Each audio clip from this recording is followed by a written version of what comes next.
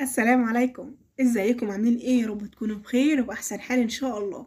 انا جايه النهارده بالظبط عشان اجوعكم، مش هعمل حاجه غير ان انا هجوعكم وهخليكم تجربوا شويه وصفات هايله وبسيطه جدا.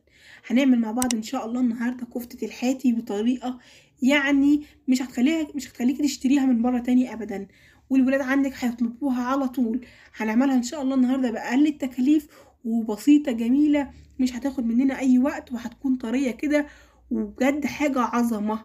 وهنعمل كمان معاها رز أصفر، بس الرز الأصفر المرة دي هيكون كله مع الفراخ، كله في حلة واحدة. شايفين قد ايه جميلة؟ وكمان هنعمل معاكم سلطة الطحينة، هنعمل مع بعض طحينة جميلة. وكمان هنعمل مع بعض سلطة المشوي. سلطة المشوي دي جميلة، يعني حاجة حلوة جدا جدا. في الفرن بقى أنا مسخناه، ضفت فيه فلفل حراق كده من اللي هو الشطة السبايسي، وكمان حوالي 4 طماطم كده صغيرين.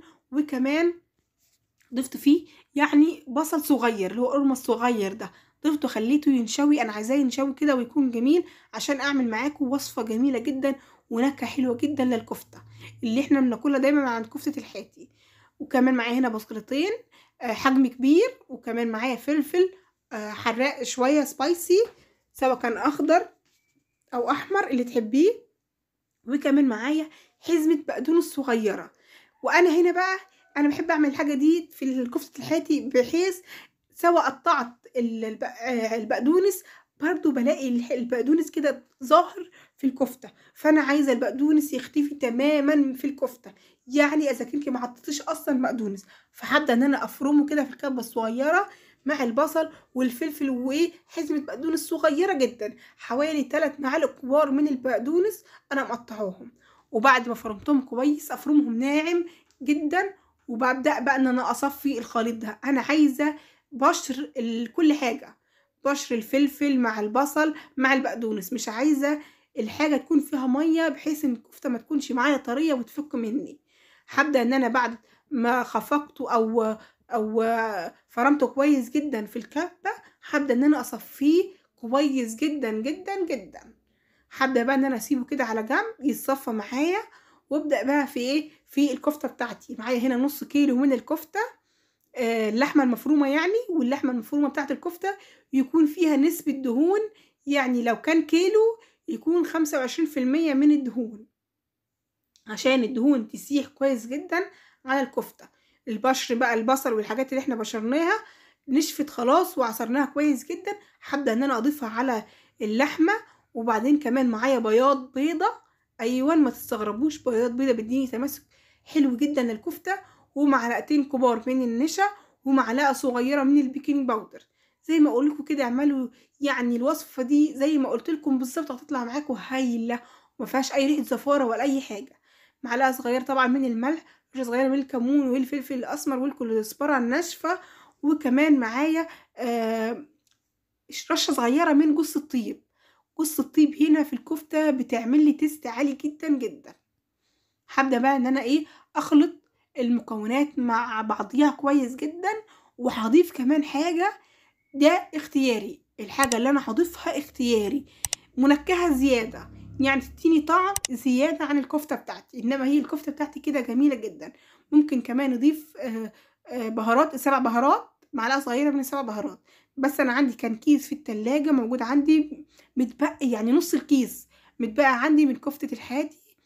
الكيس ده ب5 جنيه، بتجيبيه من عند العطار او من اي سوبر ماركت. كيس خلطة كفتة الحاتي. طبعا ضفت نص الكيس على نص كيلو اللحمة، اضيف الكيس كله على الكيلو لحمة. وبعدين هبدأ ان انا اقلبها كويس جدا. وبعدين بقى في نفس الكبة اللي احنا فرمنا فيها قبل كده البصل والفلفل، هبدأ ان انا احط فيها اللحمة بتاعتي بحيث انها تديني كمان وش تنعيم. يعني ايه وش تنعيم؟ تكون ناعمة جدا وتكون ماسكة كده ومخرزة، يعني خيوط كده ماسكة فيها.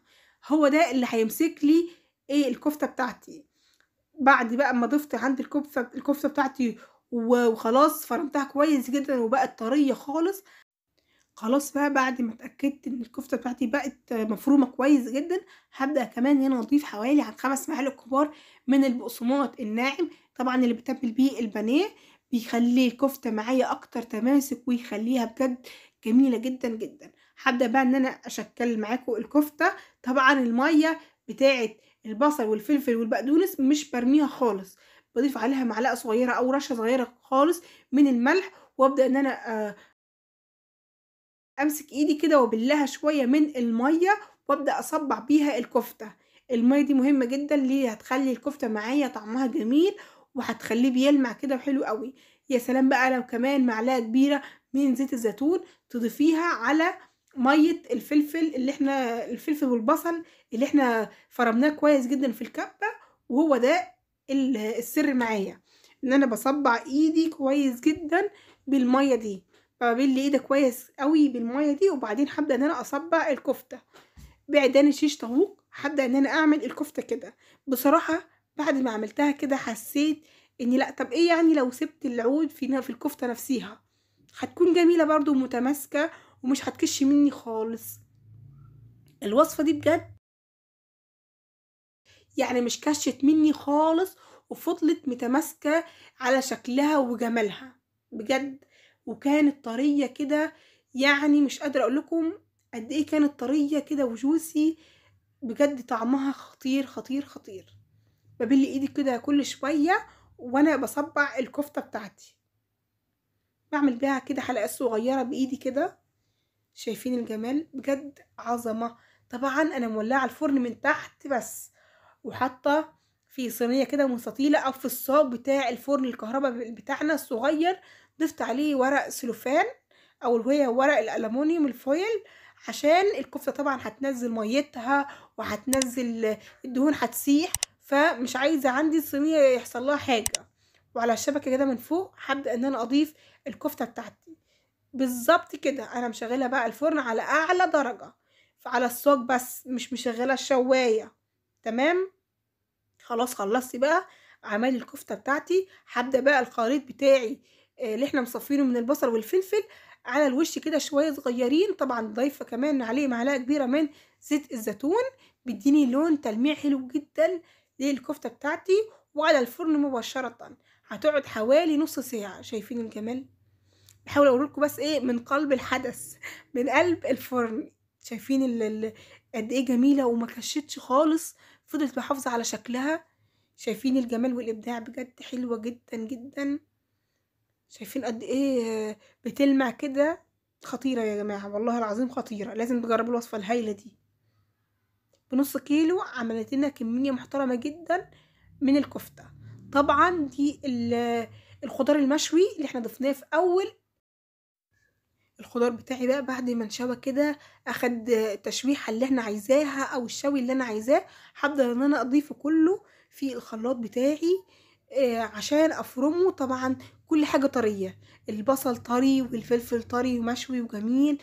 بشيل اي حاجه بقى عندي انا مش عايزاها واي لون انا مش عايزاه من البصل والطماطم والفلفل. رشه صغيره طبعا من الكمون والفلفل الاسمر والملح. مش حابه اضيف اي بهارات زياده على الوصفه الجميله دي. انا عايزه كده طعم كل حاجه تكون جميله وبسيطه.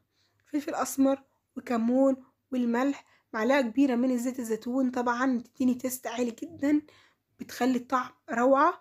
وهبدا بقى ان انا اضيفه ايه، هبدا ان انا هخلطه في الخلاط.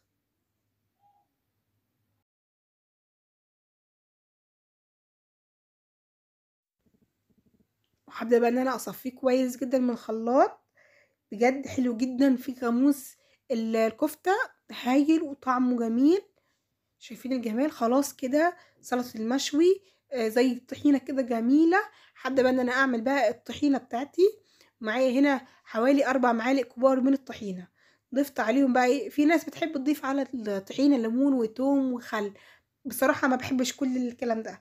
انا بحب الطحينة بتاعتي يكون عليها فلفل اسمر، كمون وملح ومية سخنة بس، ولا اضيف خل ولا اضيف ليمون ولا اضيف اي حاجه. بصراحه انا بحبها كده اكتر. في ناس تانية بتحب تضيف اي زيادات على الطحينه، زي سلط، زي سوري زبادي، زي بقدونس، زي حاجات تانية. بصراحه ما بحبش الطحينه كده، بحبها تكون طعم الطحينه فيها. ما بحبش اضيف اي منكهات زياده عن الفلفل الاسمر والكمون والملح وشويه ميه صغيرين. طبعا الميه تكون عندي سخنه شويه، بتديني نتيجه جميله عن الميه البارده. وهو ده قوام الطحينة. طبعا لما بنسيبها كل لو سيبناها فترة اطول بتتقل اكتر معانا. شايفين الجمال؟ هي دي الطحينة ودي سلطة بقى المشوي بتاعتنا الروعة. تمام. معايا هنا بقى ايه؟ نص فرخة، نص فرخة كده على قدنا احنا الاتنين. شوحتهم على النار. بحب طبعا اشوح الفراخ على النار بمنكهات: فلفل اسمر، كمون، بصلايه، طماطمايه، الملح بتاعي، مكعب المرقه. يشوحوا كويس. هضيف الميه بتاعتي تعمل شوربه. الفرخه تستوي نص السوا. خلاص كده ببدا ان انا اضيف الميه بتاعتي. خدت كبشه صغيره من الشوربه بتاعتي. هبدا ان انا اضيف فيها شويه كاري وشويه كركم، وكمان معلقه كبيره من خلطه الرز الكبسة او خلطة الرز البرياني. بتديني طعم هايل هايل للرز الاصفر. بصوا، اعملوا الرز الاصفر زي ما انتوا بتعملوه على طول، يعني ممكن مش تعملوه زي ما انا بعمله بالظبط. اي رز اصفر انتوا حابين تعملوه او دارين عليه، خلاص توكلوا على الله واعملوه على طول. مش لازم بقى تعملوا الوصفة بتاعتي بحذافيرها. معايا نص كيلو من الرز. طبعا الرز هنا نقعاه في ميه حوالي قعد 3 ساعات. كل ما تنقع الرز بتاعك الاصفر كتير كل ما هياخد منك شوربه اقل باقل. تمام. طبعا احنا بنشيل شويه شوربه على جنب عشان لو الشوربه بتاعتي طلعت كتيره ما تعجنش الرز بتاعي. خلاص كده ضفت بقى الرز بتاعي الجميل. هبدا ان انا اغطيه واحمر معاكم بصلايه صغيره. طبعا مش عايزين ننسى الملح. الشوربه دي ليها وضعها تاني بالملح، انما الرز لازم كمان تزودي فيها ملح شويه، لان الرز هيشرب كمان من الشوربه وهيشرب من حدق الشوربه. خلاص كده هبدا ان انا اغطي عليه الغطا وهسيبه لما ينشف معايا. اول ما يبدا ينشف بقى هنزل ببصلايه صغيره انا محمراها في الزيت على الوش كده، بتديلي طعم جميل جدا جدا للرز. هغطي عليها ومش هقلب الرز ولا الفراخ ولا اي حاجه. خلاص كده هي بتستوي كويس جدا مع بعضيها. شايفين بقى الجمال؟ بجد وصفة يعني انا عايزة اعيدها تاني عشان اعملها تاني، عشان بجد اكلها تاني من جمالها. والله العظيم حاجة في منتهى الجمال. ان شاء الله هتعملوها وتجربوا الوصفة دي وهتعجبكم جدا جدا. شايفين بتخلى معايا بسهولة جدا، مش لازقة ولا كشة ولا اي حاجة. وطعمها طبعا بسيط وجميل جدا ما شاء الله بجد. تعملوا كفتة صغيرة تعملوها كبيرة، طبعا ليكوا حرية الاختيار في انكم تكبروها او تصغروها. بس لازم تعملوا الوصفة بتاعتي دي الكفتة بالظبط عشان تطلع معاكم جميلة كده وما تكشش مننا وتكون طرية. شايفين جمال؟ بجد بسيطة وجميلة جدا جدا. وان شاء الله السلطات دي تعجبكم كمان. شايفين الرز متفلفل وجميل ازاي، ولا الكفتة باللون الملمع بتاعها دي بجد جميلة جميلة جميلة. ان شاء الله هتجربوها وتقولوا لي رايكم في الكومنتات اللي دايما بتسعدني وتفرحني. ما تنسوش بقى تشتركوا في القناه وتفعلوا زر الجرس عشان يوصل لكم كل جديد. شايفين يا جماعه الطراوه والجمال؟ بجد لازم تجربوها. لازم تقفلوا من هنا وتجربوها. بس طبعا لازم تعملوا لايك للاول الفيديو. ودي كانت وصفتنا النهارده، وصفه بسيطه وجميله، يا رب تكون عجبتكم. ويا ريت بقى نعمل لايك ونشترك في القناه ونفعل زر الجرس عشان يوصل لكم كل جديد. وبألف هنا وشفا على قلوبكم.